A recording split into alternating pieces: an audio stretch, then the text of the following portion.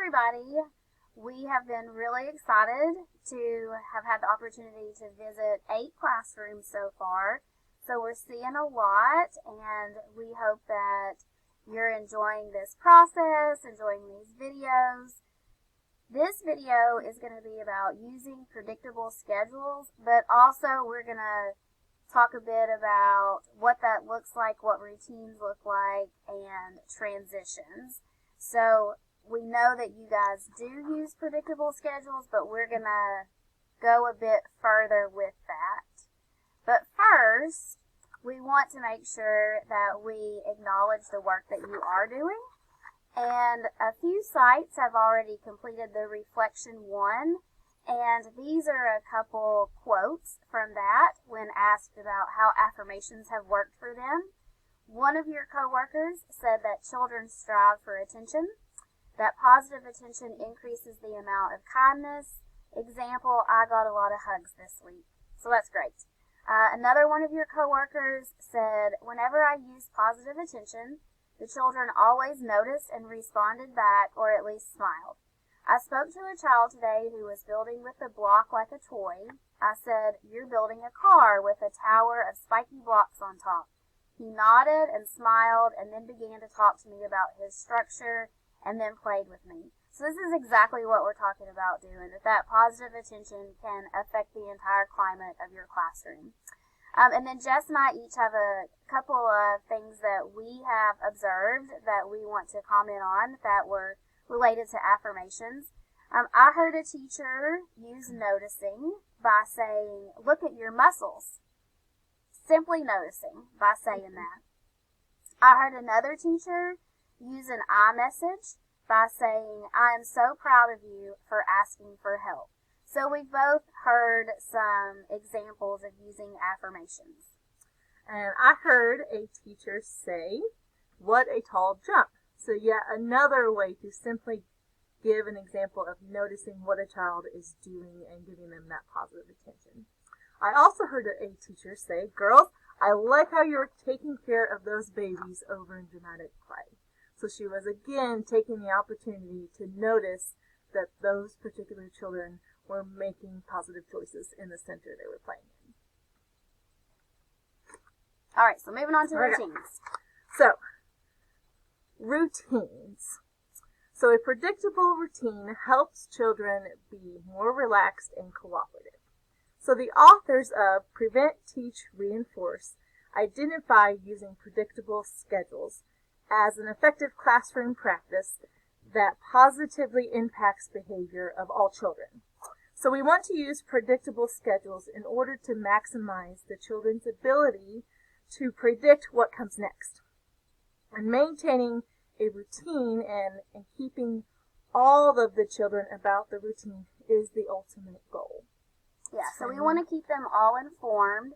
These are some things to remember, and like I said, Jess and I have already been in 8 of the 16 classrooms that we are working with, and we have seen visual schedules, but we want to make sure we're using them and taking advantage of having them in the room. So we want to prominently display them on the children's eye level.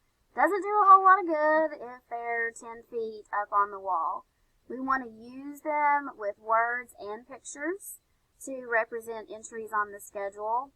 We want to use a flexible design that allows an item to be removed or covered up, because then that tells us what we've already done, or maybe there's a change in what we're doing today. So we want to be able to review those with children.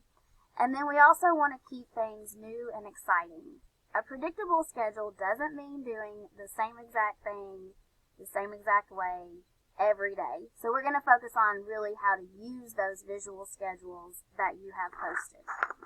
And to add to that, I think when those visual schedules are down on the level that the children can see and can manipulate, it also gives meaning to what you're putting on your walls. So they are able to relate to it and to look at it and to ask questions about it.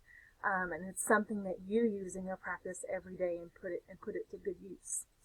So what does this look like? So on this slide here, we have a couple of examples. So on, let's see, that would be our left, there is more of a detailed schedule. And then on your right is a little bit more simpler, maybe a shorter program type schedule. So in these examples, you see 1 to 2 word descriptions of each activity or routine that goes along with a picture representation of what that word actually is.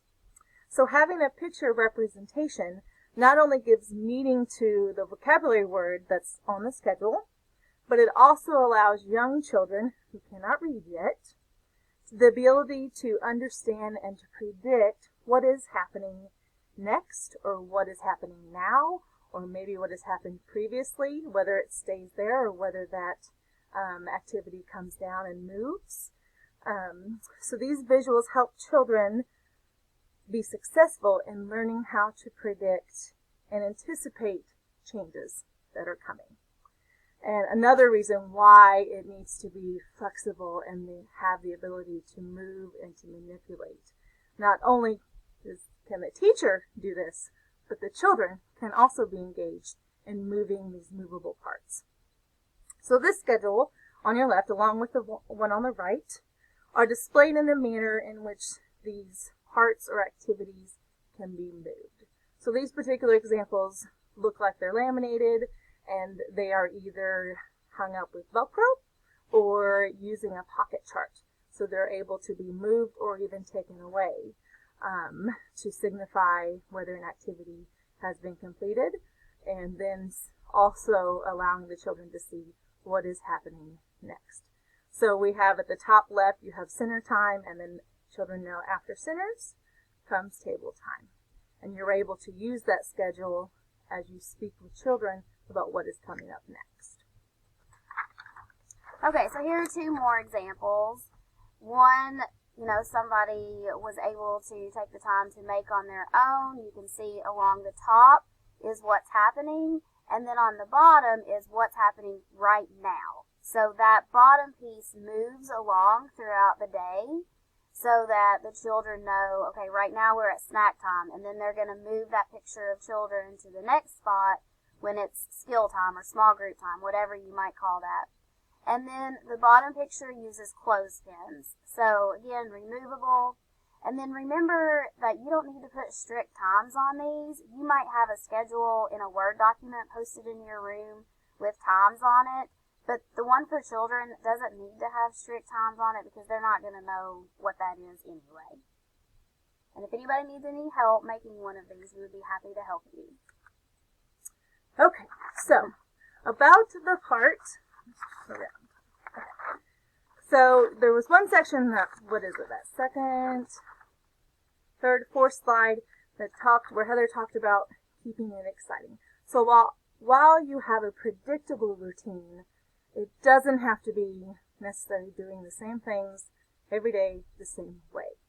So we want to keep children in the know about what is happening, any changes that are happening, but we also want to keep them engaged and to keep them excited about coming to school and about learning.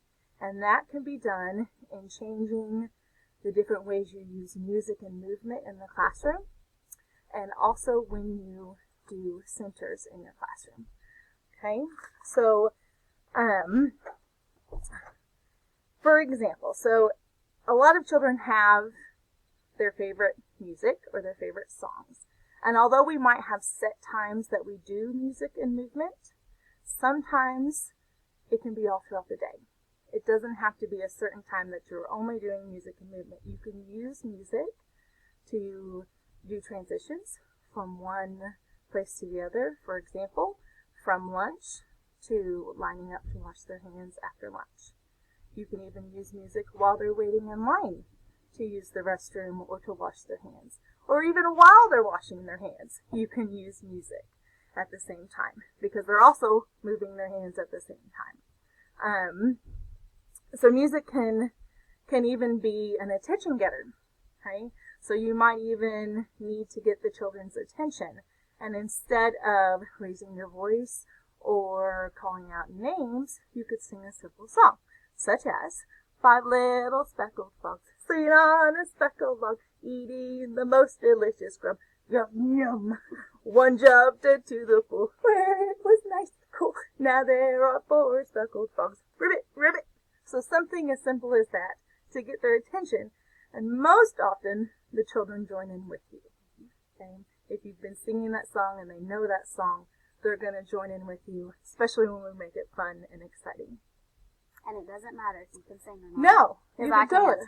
No, not at all. You don't have to have background music to do it with you. So you can do it all on your own. And if you need any kind of examples or help with what songs that you can sing during those transition times or during those waiting times, we'd be more than happy to help you with those as well. Another way to keep things exciting is in your centers. So these are just a few examples of centers that you all have in your classroom. So you have dramatic play, sensory, and science. So one way to keep things exciting in dramatic play is where it's one of the easier centers that you can change props in and out of. You can change clothing items. You can change out different types of materials that are going to provide a way to experience a different theme. So I've seen some examples that might be used as the post office, or I myself have done things like a pet store or an ice cream shop. And in doing so, you're also having the ability to incorporate other concepts such as literacy, math, science, all while children are playing in dramatic play with those different type of themes. Okay? And then another example might be in your sensory tables. So you'll see here on the slide, you've got a couple different types of water tables. So in a water table, you can do, your options are somewhat limitless, depending on the age group you work with, of course. But these are a few examples. You can add bubbles. It looks like the example here has like pop-top lids. So there's some great conversation that can happen during this type of sensory table because there's even a spoon there that she can scoop. There's colors. You can do sorting. There's the concepts of sinking and floating. So you have some science concepts in there as well. And then the second picture there would be your different states of matter. So you have ice mixed in with water. And it looks like they're outside. So depending on the weather could determine how fast these ice cubes are going to melt. So there are many different ways that you can use a water table in your classrooms. Some different ways might be to wash dishes, or to give baby dolls a bath, or even to clean some of the toys in your classrooms using soap and water. Okay, and just adding some regular dish soap into your water and having the children help you clean those toys in the classroom, especially this time of year, right? So you can add different types of scoops, funnels, colanders. Sometimes I put plastic lids with holes in them to make rain. You can add different figurines and different types of scoops. All kinds of things that you can put in the water table that would encourage language along with teacher and child interactions, and as well as a great opportunity to have some social learning opportunities. Okay. All right, so transitions. Transitions are often a time where we see challenging behavior, and we've already heard that from you, that sometimes this is when children have a rough time. So a transition is when we move from one activity to another. We want to eliminate as many transitions as possible. So if you are transitioning from eating to the carpet to going outside, you could just eliminate going to the carpet. Why not just eat? Why not go outside? We want to eliminate as many of these transitions as possible. We want to give verbal and visual warnings, and that's another time that the visual schedule can come in handy. It's just not wall decoration. We want to use it. We want to give clear expectations, make things fun and educational. So if you're doing roll call, hop like a bunny, or tell me your favorite pet, something that might go along with your theme. Use songs. So We're finishing this video. We're finishing this video. Hi ho the Dario. We're finishing this video.